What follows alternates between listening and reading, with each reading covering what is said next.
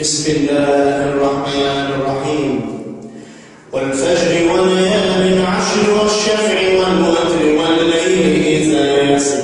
هل في ذلك قسم لذي حجر ألم تر كيف فعل ربك بعاد إرم ذات العماد التي لم يخلق مثلها في البلاد وثمود الذين جابوا الصخر بالواد وفرعون ذي الأوتاد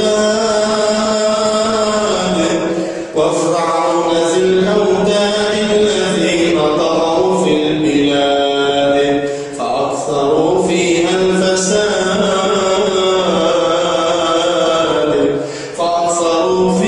الفساد فصب عليهم ربك صوت عذاب إن ربك لبالمرصاد فأما الإنسان إذا ما ابتلاه ربه فأكرمه ونعمه فيقول ربي أكرمن وأما إذا ما ابتلاه فقدر عليه رزقه فيقول ربي أهانن كلا بل لا تكرمون اليتيم ولا تحاضون على طعام المسكين وتأكلون التراث أكلا لما وتحبون المال حبا جما كلا إذا دكت الأرض دكا دكا وجاء ربك والملك صفا صفا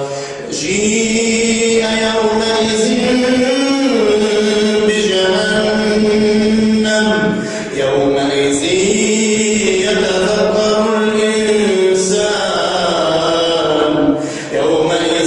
يتذكر الإنسان وأنى له الذكرى يقول يا ليتني قدمت لحياتي فيومئذ لا يعذب عذابه أحد ولا يوثق وثاقه أحد يا أيتها النفس المطمئنة ارجعي